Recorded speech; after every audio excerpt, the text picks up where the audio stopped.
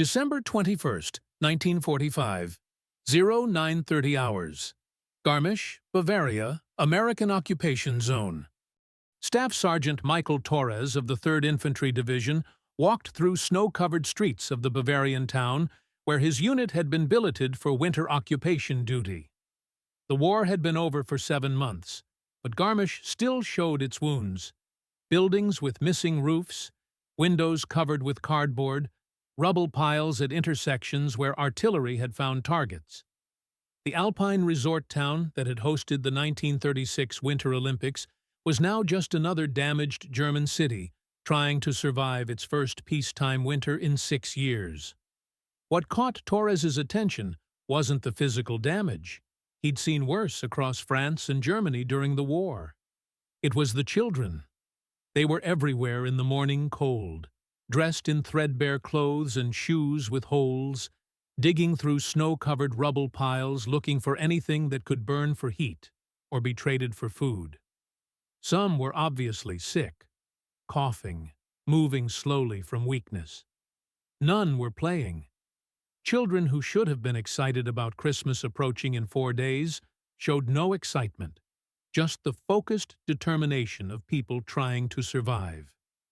Torres stopped at a corner where 3 children, maybe 7, 9, and 11 years old, were systematically searching a rubble pile for wood. The oldest girl was trying to break a piece of furniture too large to carry, her hands red from cold because she had no gloves. When she saw Torres watching, she froze, ready to run if the American soldier decided to chase them away from whatever they were scavenging. Torres pulled a chocolate bar from his pocket, part of his K-ration from breakfast, and held it out toward the children. They stared at it without moving, not sure if this was kindness or some kind of trap. When Torres set the chocolate on a relatively clean piece of stone and backed away, the oldest girl grabbed it quickly, and the 3 children disappeared into the ruins. Torres watched them go and thought about his own children back in Texas, 7 and 9 years old, probably writing letters to Santa Claus about toys they wanted. These German kids were the same ages, but instead of thinking about Christmas presents, they were scavenging for firewood to keep from freezing. The contrast bothered him more than it should have, considering these were enemy children whose parents' country had started the war. That afternoon, Torres called together the other NCOs in his company and made a proposal. Christmas is in 4 days. These kids have nothing. We've got supplies. Let's do something about it.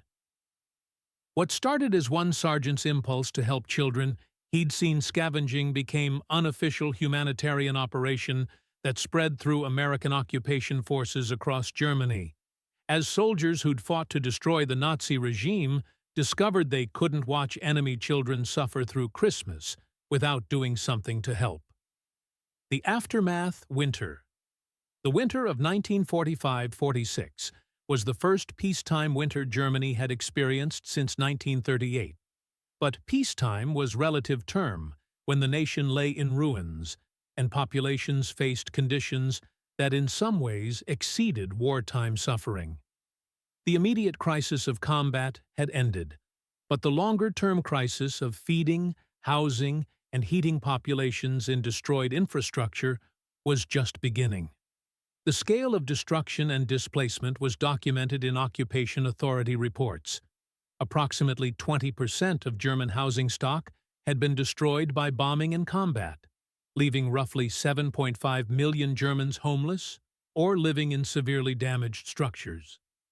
In major cities, the destruction exceeded 50%. Berlin, Hamburg, Cologne, Dresden, and others were landscapes of rubble where pre-war buildings had stood. The winter of 1945-46 would see temperatures dropping to record lows, while millions lived in buildings that lacked roofs, windows, or adequate heating. The humanitarian crisis was particularly acute for children. In the American occupation zone, which included Bavaria, Hesse, and parts of Württemberg-Baden, approximately 4 million children under age 14 faced winter 1945-46 in conditions of severe deprivation. An estimated 60 to 70% showed signs of malnutrition, not starvation level, but chronic inadequate nutrition that caused developmental problems and increased disease vulnerability. Approximately 40% lacked adequate winter clothing, coats, shoes, or warm garments necessary for surviving German winter. School attendance was sporadic because approximately 30% of school buildings had been destroyed or damaged beyond use, and many children were too weak from hunger to attend regularly, even when schools were operational. The Christmas Initiative. The idea of providing Christmas celebrations for German children emerged simultaneously in multiple locations across the American occupation zone as soldiers approached the holiday season and recognized that German children would experience Christmas without gifts, adequate food, or celebration. The initiatives weren't coordinated or directed from headquarters. They were grassroots operations organized by units and individual soldiers who wanted to do something for children they encountered daily. The operations typically followed similar patterns. Soldiers would collect supplies from their own rations, personal supplies sent from home, or diverted military stocks. They'd make or acquire simple gifts: candy bars, fruit, small toys, warm clothing when available. They'd organize Christmas parties or distributions, often working with local pastors or community leaders who could help identify families with children. The events were simple by American standards: a Christmas tree, some decorations, distribution of food, and small gifts, but represented abundance beyond what German children had experienced in years. The 3rd Infantry Division's operation in Garmisch-Partenkirchen was typical. Staff Sergeant Torres and other NCOs collected supplies from company stockpiles, solicited donations from soldiers, and organized a Christmas party for local children at a partially damaged church that was still functional. They acquired a small pine tree, decorated it with whatever materials were available, prepared hot chocolate and soup from military rations, and assembled small gift packages containing candy, fruit, crackers, and, when available, simple toys or warm clothing items. The distribution events. The Christmas events organized by American units across Germany created encounters between former enemies that challenged both sides' expectations and assumptions. German civilians attending these events expected at best grudging minimal assistance, at worst some kind of humiliation or punishment disguised as charity. American soldiers organizing events weren't sure how Germans would respond to efforts by occupying forces to provide Christmas celebrations. The actual encounters typically produced emotional responses that exceeded what either side anticipated. German children who'd been taught Americans were brutal enemies encountered soldiers giving them candy and gifts.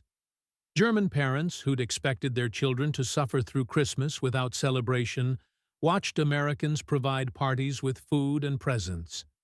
American soldiers who'd fought German forces months earlier found themselves handing Christmas gifts to enemy children, and discovering that mercy felt more significant than victory. The events in Garmisch on December 23, 1945, documented typical pattern. Approximately 150 German children attended the party at the church, accompanied by parents who were wary but desperate for anything that might help their children. The American soldiers had decorated the church with a tree, paper decorations, and candles. They'd prepared hot soup and chocolate, luxuries that German children hadn't tasted in years. They'd assembled small gift packages for each child. Private James Walsh, who helped organize the Garmisch event, described the atmosphere. When the kids first arrived, they were quiet and scared. They didn't know what to expect from American soldiers. We started serving soup and hot chocolate, and you could see them relax as they realized this was actually food for them, not some kind of trick. When we started handing out gift packages, some of the kids just stared at them like they didn't understand what was happening. A few started crying. One little girl hugged her package and wouldn't let go, even to open it. Their parents were crying too, some from gratitude, some probably from shame that Americans were feeding their children when they couldn't. The emotional responses. The German parents attending Christmas events organized by American forces experienced complex emotional responses that mixed gratitude, shame, relief, and confusion. They were grateful their children would receive food and gifts they couldn't provide. They were ashamed that enemy soldiers were showing more care for German children than the German government had during war's final years. They were relieved their children might experience some joy during holiday that otherwise would have been bleak. They were confused about how to process kindness from people they'd been taught to hate and who had every reason to hate them. Margaret Schmidt, who attended a Christmas event with her 3 children in Munich in December 1945, recalled her emotional state. "We went because my children were hungry, and I'd heard there would be food. I expected we'd be humiliated, that Americans would make us grovel for charity. Instead, they smiled at my children, gave them hot chocolate and candy, handed them small packages wrapped in paper. My youngest daughter, she was 6, asked me if the Americans were angels because they'd brought gifts. I didn't know how to answer. These were the same soldiers who'd bombed our cities and killed Germans. But they were treating my children with more kindness than I'd seen from anyone in years. I stood there crying while my children ate American chocolate, and I didn't know if I was crying from gratitude or shame or just overwhelming relief that someone cared whether my children ate that day." The soldier perspective. For American soldiers organizing and participating in Christmas events for German children, the operations created psychological complexity that challenged their understanding of enemies, victory, and what occupation meant. They'd spent months or years fighting German forces, watching friends die in combat against Germans, advancing through country whose government had committed atrocities. The psychological framework was clear. Germans were enemies who deserved defeat. But the children at Christmas events weren't enemies in any meaningful sense. They were just children who were hungry, cold, and facing Christmas without gifts or celebration. Watching them receive chocolate bars or small toys, seeing their faces light up with joy at receiving things American children took for granted, made abstract enemy identity dissolve into immediate human connection. The soldiers' responses mixed satisfaction at helping with discomfort about helping former enemies with recognition that children weren't responsible for what their government had done. Many wrote letters home trying to explain their feelings about feeding German children, working through complicated emotions on paper. Corporal Robert Henderson wrote to his wife in Texas, "We had a Christmas party for German kids yesterday. Gave them hot chocolate, candy, small toys. You should have seen their faces. Pure joy at receiving things our kids at home wouldn't think twice about. Made me feel good to help them. But also weird because 6 months ago, I was shooting at their fathers and brothers.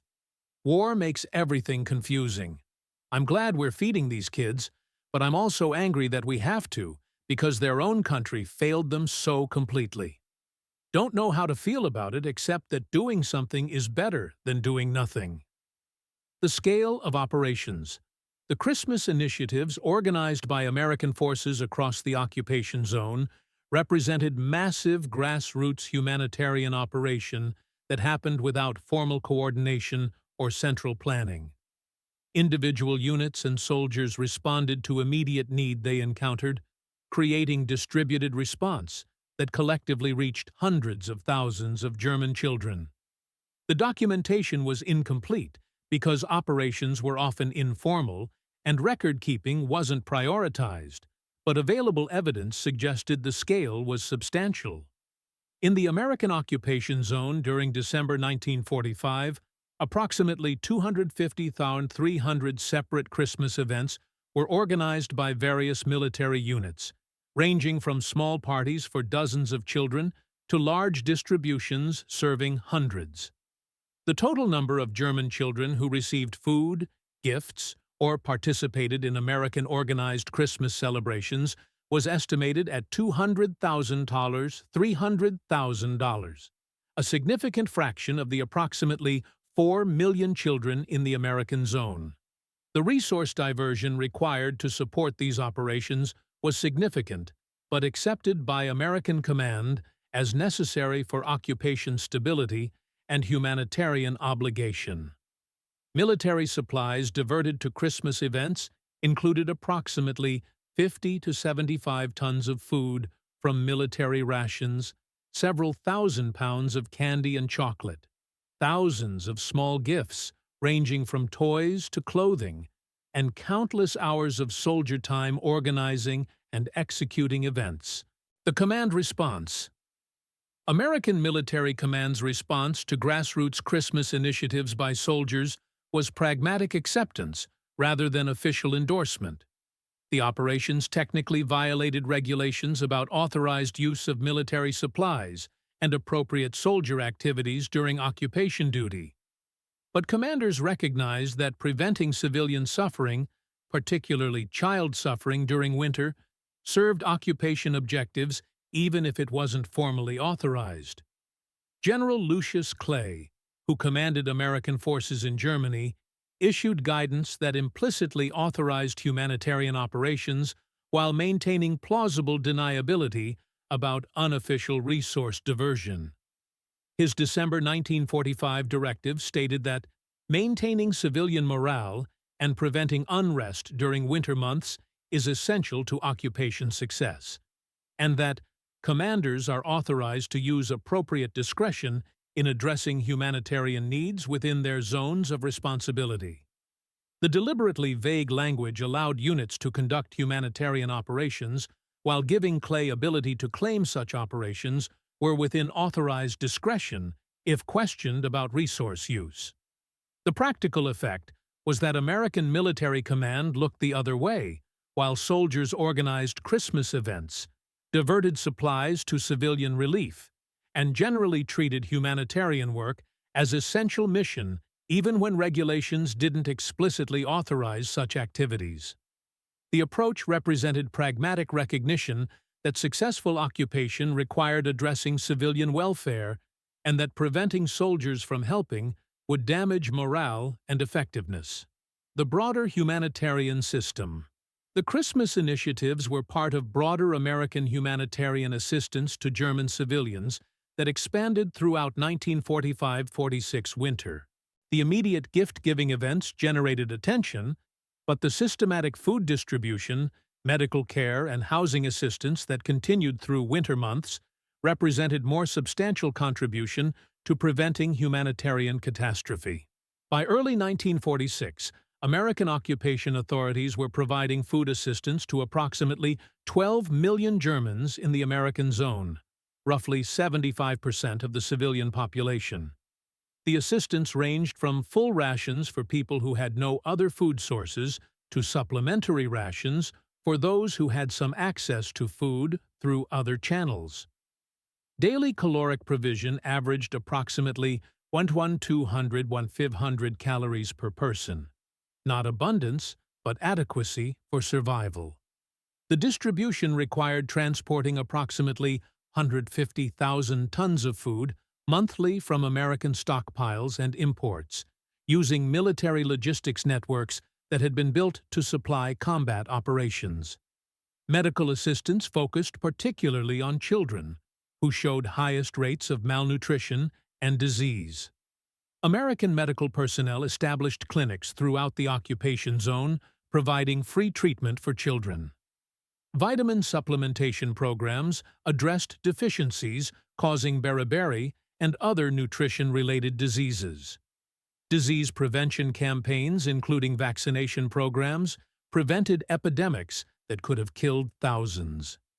By spring 1946, child mortality rates in the American zone had declined approximately 35% from immediate post-war levels, and malnutrition rates had decreased approximately 40%. The children's memories, German children who participated in American organized Christmas events in 1945, carried those memories throughout their lives. often describing the events as pivotal moments that changed their understanding of Americans and of what was possible after war's devastation. The testimonies collected decades later showed remarkable consistency. Children remembered specific details: the taste of American chocolate, the warmth of hot soup, the surprise of receiving wrapped gifts. They remembered the emotional impact, feeling valued when they'd expected to be ignored, experiencing joy when they'd thought Christmas would be nothing. They remembered recognizing that Americans could be kind when they'd been taught Americans were enemies. Klaus Richter, who was 7 years old when he attended a Christmas party in Frankfurt organized by American soldiers, described his memories 60 years later. "I remember everything about that day. The church was decorated with a tree and candles. American soldiers served us hot soup, real soup with vegetables, not the watery broth we'd been eating at home. They gave me a package wrapped in brown paper. Inside was a chocolate bar, an orange, and a small wooden toy. I'd never seen an orange before. I didn't know what to do with it. An American soldier showed me how to peel it. The taste was amazing, sweet and bright. I saved the peel and kept it in my pocket for weeks so I could smell it. That day taught me that Americans weren't the monsters I'd been told about. They were people who cared about children, even enemy children. That lesson shaped my entire life." The contrast with other zones.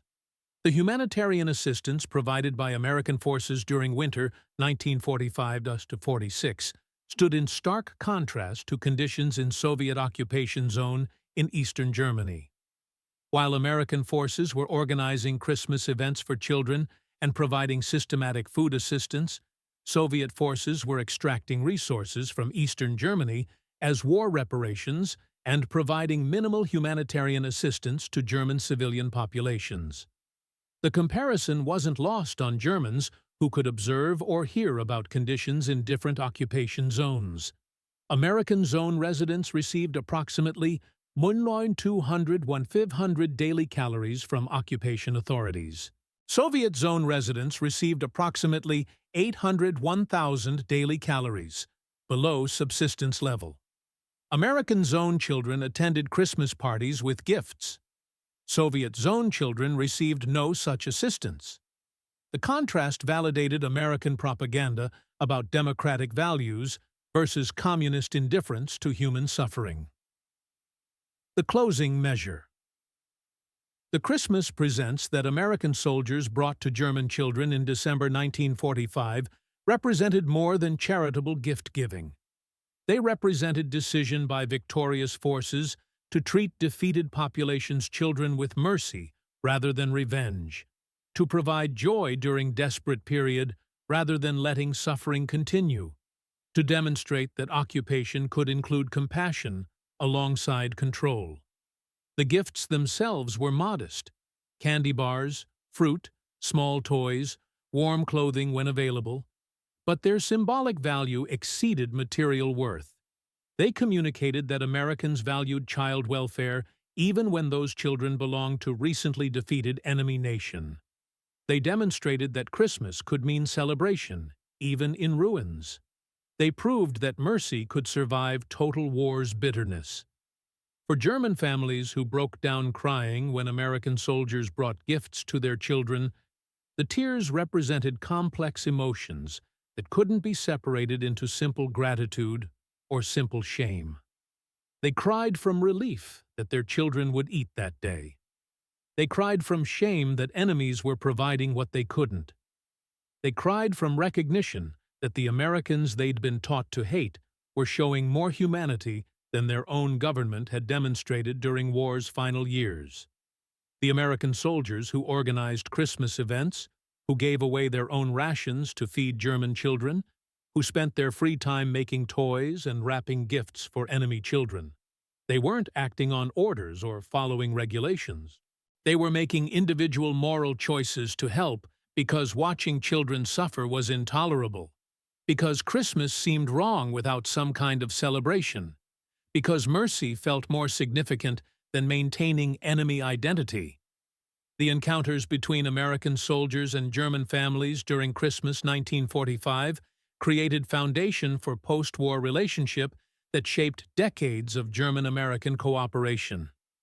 The children who received chocolate bars from American soldiers grew up to build democratic West Germany, aligned with Western values. The parents who watched Americans feed their children developed attitudes toward America that influenced Cold War politics. The collective memory of American generosity during desperate winter became narrative that justified trust and alliance.